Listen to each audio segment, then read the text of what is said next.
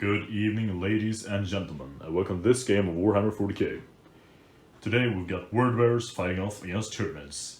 Now, I'm running the Word Bearers since they are the newest faction, so to speak, to me, and I've just painted them up so I would advise caution and hoping for miracles here. Speaking of miracles, I've got myself a Dark Apostle. He has the Dark Cemetery and Soul Terror prayers. He is also the Warlord, and of course he has the Word Bearer, Legion and Warlord trait. He's been upgraded with 2 Dark Disciples. I've also got myself a Predator, no special upgrades, Heavy Bolters and Autocannon on him. Behind them we've got Corn Demons, 10 of them. We've got 5 Possessed, 10 Cultists with Autoguns, 10 of the Rubric Marines with the Gatling Gun and Flamer that they have. I've also got 10 Melee Cultists with a Flamethrower, 10 Chaos Marines with Plasma Gun and a Heavy Bolter. I've also got myself a Demon Prince of Khorne. In the back we've got the Havocs with a Reaper Chain Cannon, an Autocannon, a Missile Launcher and a Last Cannon. Now to have a look at the Tyranids. They will be using the Gorgon adaptation and a Warlord trait. Obviously this is a kind of homebrew, high fleet probably. The High Tyrant has a Heavy Venom Cannon, dual Scythe and Talons, and the Psychic Stream and Paroxysm Psychic powers.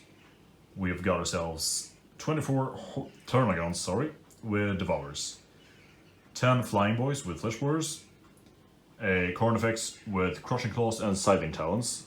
We've got 2 of those, 24 Hormigons, 8 Gene Stealers, 3 Warriors with Rending Claws and Scything Talons, and a big Snaky Boy. Now to have a look at the table and game we'll play. We'll be using this table edge and this table edge, 12-inch deployment zones and kill points, for those of you who have been along for a little longer. And there's nothing really special about it anyway here. So now to roll off for the deployment, I will be using the red dice. That's not good. That's better. That is better. Shite. Now let's have a look at the deployment. We've got some Gene Stealers on this side, followed by a Trigon, Carnifex, Hive Tyrant, Hormigons, Gargoyles that you can barely see in the shadows, some of the Warriors, another Carnifex, and the Termagants. Basically it's a typical Tyranid deployment because they block out the fucking sun. Now to have a look at the Chaos deployment. I have no grand strategy whatsoever, so I just kind of did shit because of reasons. I've got myself the Cultists with Autoguns over here, the Possessed guys behind them, the Rubric Marines, followed by the Demon Prince. On the rooftop I've got some Havocs, underneath them the Predator, Bloodletters on their side, as well as the Dark Apostle behind them, and in front of them I've got some Chaos Marines and some Melee Cultists on the side. Tyranids do have the first turn, and I have no idea what I'm gonna do, really. Let's go. Alright, Tyranids turn 1 can be summarized in a wall of meat and insects slowly crashing forward. I mean, they kind of cross the entire board in one turn, but still. Yeah, nothing in particular really. They just moved up in a big line except that part over there, which is kind of lagging behind a little bit. Over to Chaos, turn 1. I committed the Dark Cemetery prayer from my Dark Apostle to my Bloodletters, which is kind of funny. I prayed to the things I'm praying to. That probably made no sense. But they crashed in close combat against the Gargoyles, killing them to a man. I lost 1 in the Overwatch though. Over on this side, the Autocannon and the Last Cannon from the Havoc unit, as well as my Predator, killed the Hive Tyrant with a lot of lucky shots. Technically my Soul Reaper Cannon from the Rubric Marines caused 3 wounds to the Trigon. These guys with the Autocannons probably did the most damage by killing 4 of the Gene Stealers, besides killing the Hive Tyrant, that is. And all the rest of the half-demon second-born are kind of just chilling out in the back. Over to us on the other side, nothing exciting happened. These guys stayed put. As said, the Bloodletters ran out to kill the Gargoyles, And the Chaos Marines opened fire on the Carnifex, causing 1 wound.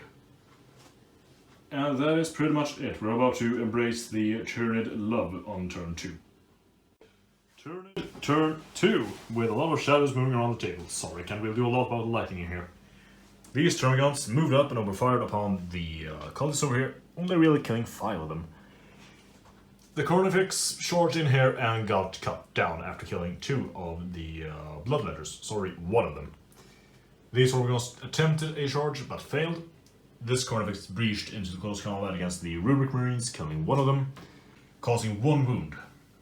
Over on this side, we've got ourselves the Jinsu smashing into close combat against the Cultists.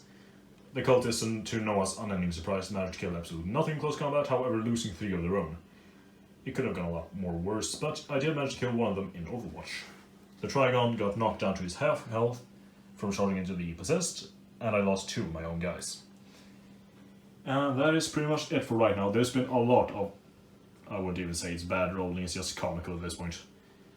On to Chaos, turn 2. Chaos, turn 2. Blood for the Blood God, or I guess Ichor for the Ichor God? Do we have an Ichor God? Whatever the case might be.